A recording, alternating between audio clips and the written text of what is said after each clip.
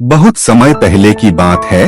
उत्तर दिशा के एक सुंदर और रहस्यमय राज्य में एक महल था, चांदनी महल। यह महल पर्वतों के बीच झीलों और वनों से घिरा हुआ था। उस राज्य पर शासन करता था राजा वीरेंद्र सिंह, जो एक साहसी, न्यायप्रिय और बुद्धिमान शासक था। राजा की एक ही संतान थी, राजकुमारी तारा। तारा न सिर्फ सुंदर थी, बल्कि बेहद ज्ञानी और साहसी भी थी। वो युद्ध कला, संगीत और ज्योतिष औल में निपुण थी। पर एक रहस्य उसके जन्म से जुड़ा था, जिसे सिर्फ राजा और राजमहल की एक बूढ़ी सेविका माई गौरा ही जानती थी। राजकुमारी तारा के जन्म के दिन ही आकाश में एक दुर्लभ नीला चंद्रमा निकला था। ज्योतिषियों ने कहा था कि यह राजकुमारी के भाग्य को अद्भुत बनाएगा, पर साथ ही उसे एक दिन बहुत बड़ी परीक्षा से भी गुजरना होगा। कहानी आगे बढ़ती है। एक दिन राज्य में एक अजनबी दरबार में आया। उसका नाम था सैयद रुद्र, एक शांत लेकिन गूढ़ व्यक्ति। उसने राज्य को एक महान भविष्य की भविष्यवाणी की,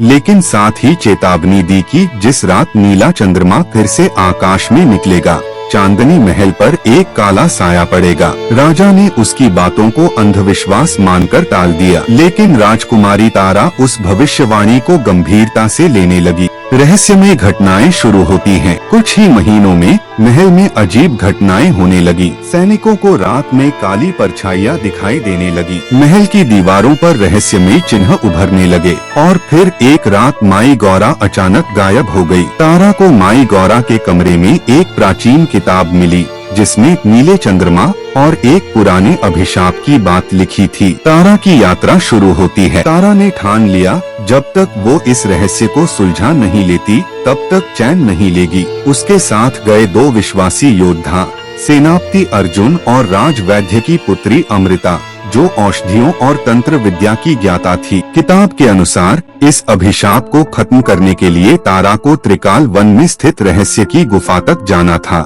जहां चिरकाल से सोया हुआ एक रक्षक था, गरुड़नाथ। सफर था कठिन, पर तारा थी दृढ़। रास्ते में उन्हें राक्षसी जीव, छलावे और मृग तृष्णा जैसी परीक्षाओं से गुजरना पड़ा। अर्जुन ने अपनी तलवार से कई बार जान बचाई और अमृता ने जड़ी बूटियों और मंत्रों से सबको जीवित रखा। अंततः गरुड़नाथ की गुफा में पहुंची तारा ने उसे जागृत किया। गरुड़नाथ ने कहा, तुम्हारी आत्मा शुद्ध है, लेकिन अभिशाप को मिटाने के लिए तुम्हें अपने सबसे प्रिय को खोना होगा। बलिदान का क्षण। उस नीले चंद्रमा वाली रात, जब काला साया महल पर गिरा, तारा महल के आंगन में खड़ी थी। तभी अंधकार से निकला अंधकारनाथ, वह शक्ति जो चांदनी महल को निगलने आया। तारा ने अपनी आत्मा की शक्ति से उससे युद्ध किया, लेकिन जब वो हारने लगी, तब अमृता ने अपनी शक्ति से खुद को बलिदान कर दिया, जिससे तारा को शक्ति मिली और अंधकारनाथ को पराजित किया गया। अंत भले का होता है।